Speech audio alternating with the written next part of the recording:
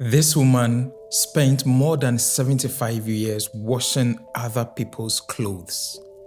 But what she did at the end of her retirement would go down in the annals of history as one of the most remarkable acts of philanthropy that the world has ever seen.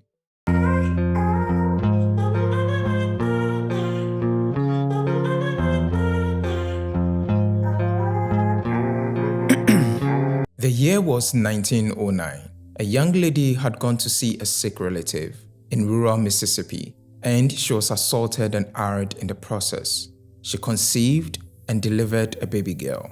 This baby girl she named Oseola McCarty. Because of the trauma, Osceola McCarthy had to grow up with her grandmother and her aunt, who were cooking, doing laundry, and cleaning other people's homes for a living. Soon, another tragedy befell Osceola McCarthy, as her aunt, whom she was living with, was hospitalized.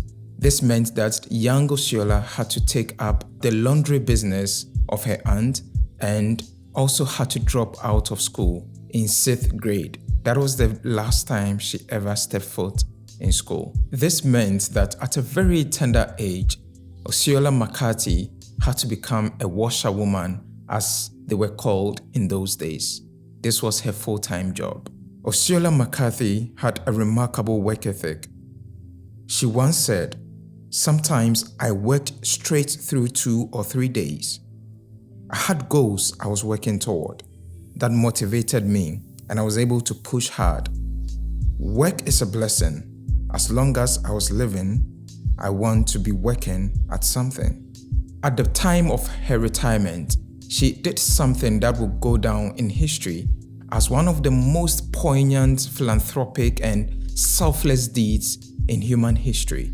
You see, from the age of 8, Osceola McCarthy had been saving money in a doll buggy, and as this amount accrued with time, she had decided to take this money and deposit in a bank. Because of her assiduous work ethic, she was able to save throughout her working life. In 1995, when this washerwoman retired, she was old, frail, and with hands with painful arthritis.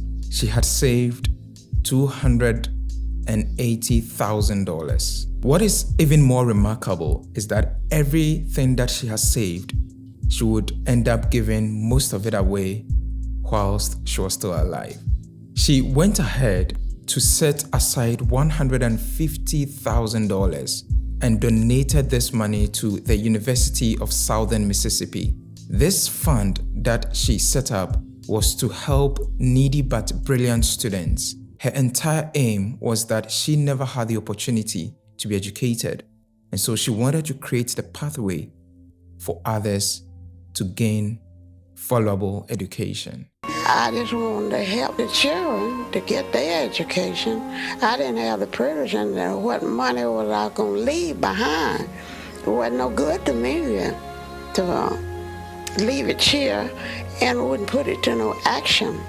I wanted to do some good to somebody's child. The campus, though she had never visited, was located just a couple of blocks from her home. This was primarily because during her time, Black people were not allowed on campus. In essence, the university she was giving her life savings to had been a white-only university until the 1960s.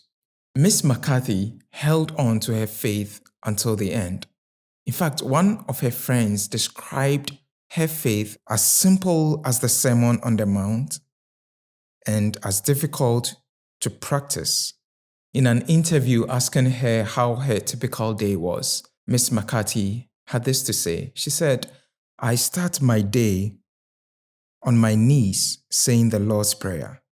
Then I get busy about my work." This remarkable legend, in my opinion, held on to her faith, and she had 2 main principles: her faith through prayer and putting in her very best in her work. When her acts of philanthropy gained media attention, A journalist asked Miss McCarthy why she was not spending her life savings on herself. Miss McCarthy smiled and looked at the journalist and said, "I am spending this on myself." Her mindset was that if she was able to create opportunity for other people, then invariably she was helping herself to create a better world.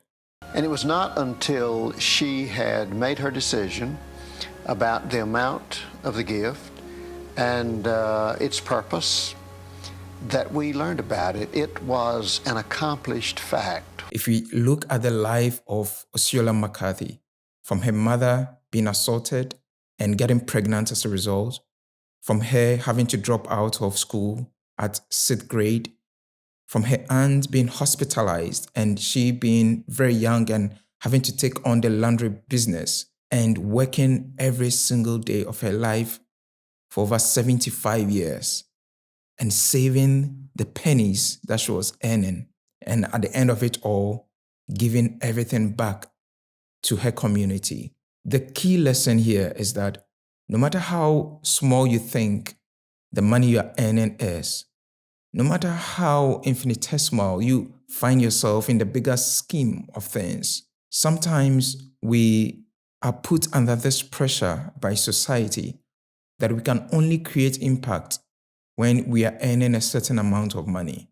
But Miss Oseola McCarty's story tells us otherwise. The impact that is burning within your heart to create in society, you can still make it happen no matter how much you earn and no matter how menial your job may seem.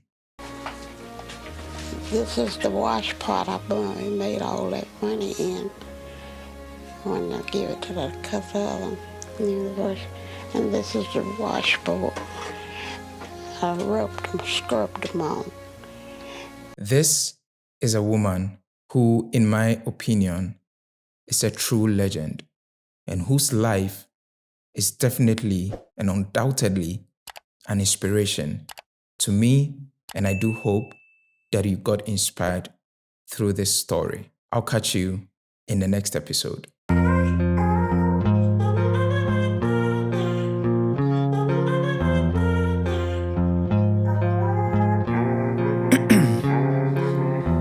In my veins, I've been driving this train.